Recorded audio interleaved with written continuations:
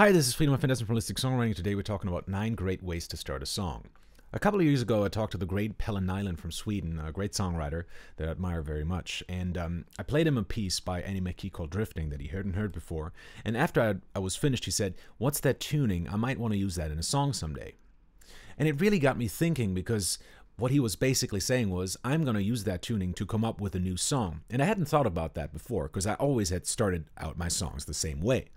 And what that kind of made me think is, wait, there might be other ways to start songs. Well, here are 9 ways of starting a song, starting with melody. By the way, I'm going to go through these rather quickly in this video. If you want to read more on how to actually do all this stuff, you should read the blog. I'm going to put a link up here. But melody is a big way, of course, of starting a song, starting with your melodic line, starting with your hook, and then building the rest of the song around that. Step number 2, you could also start reversing existing songs. And I got that idea from a South Park episode, actually from a commentary of that episode. The episode is called The Succubus, where they have to banish this demon by singing a song backwards. And in the making of, I heard Matt, what's their name? Matt Trey Parker and Matt Stone talk about how they had to actually rehearse that song backwards. And they said, you know, that must be how Björk writes her songs. And that really got me thinking, because I thought, actually, that's a really cool way of starting a song. And I started messing around. I took some of my songs, and I took some pop songs, and I just reversed them in my sequencer. And some really cool songs sprung from that. And it sounds really ridiculous, but it actually really does work, because these songs work backwards and forwards if they're well done. And it really usually gives you a couple of really interesting ideas to start a new song. Step number 3 would be a song title. So you start with a basic idea and you go from that, write your lyrics from that. By the way, if you're looking for song titles, in my Ultimate Songwriting Toolkit, which you can download here, that also comes with 201 song titles, which are, you know, free to use. So go check that out. Click on that download button right now. Step number 4 would be groove. You can totally start a song, which a lot of hip-hop producers and R&B producers do, by starting out with a groove. So you start programming your simple drums, and then later on you add, you know, harmony and chords and, well, it's the same thing, but melody, etc. Number 5, you can start on paper. So this is recommended for those people who have really strong theoretical knowledge.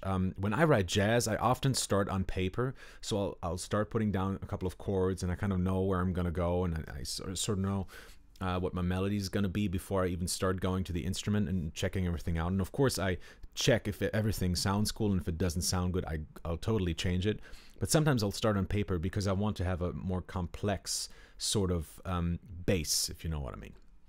Number 6 is story. Start your song with a story. This is a really cool technique where you take 2 words that have nothing to do with each other. And in the blog, I say, for example, take glass, and what was the other one? Let me just scroll down here. Take glass and toothpaste, and kind of find a way of combining these 2 words, right? For example, that could mean you think of this image of someone drawing a heart on a mirror, right? Which is made of glass. So those 2 words just might get you going to come up with an interesting story. And then, why did that person write that heart? Is that did someone have a fight, and then she leaves, and he's like really depressed about it, goes to the bathroom, and he sees she wrote a heart on the mirror, so it's not that bad after all. There might be a cool story in there somehow, and that could be the beginning of a cool song. Number 7, emotion, or chords, which is basically the same thing as I've talked about in this article over here. Definitely check that out if you're interested in writing chords, and if you want to know what emotion your chords are signaling to your audience. Step number 8 would be arrangement. Sometimes I start out just by figuring out where I want to go with my song, and I do that before I even put down the first note, so I know I want my song to be a constant build. I'm not going to do like a A-B-A-B-C-B structure, but I'm going to do a constant build towards a big final sort of climax at the end of the song. And number 9 is rolling dice. And yes, this is one of the crazier ones, but I've seen this in a workshop, and I thought, this is actually just crazy enough to actually work. And what you do is, well, in pop music, we have really 6 degrees, 6 chords that we use if we're staying in the same tonality, which is the 1, 2, 3, 4, 5, and 6. So that perfectly coincides with the dice. So if you roll a dice, that will tell you what your next chord is going to be. Now hear me out, because this might sound ridiculous, but then I started thinking, what if you used this to write a song about luck or gambling? And that's kind of what I want to talk about now, and this is sort of my unofficial 10th point, which is becoming a more original songwriter.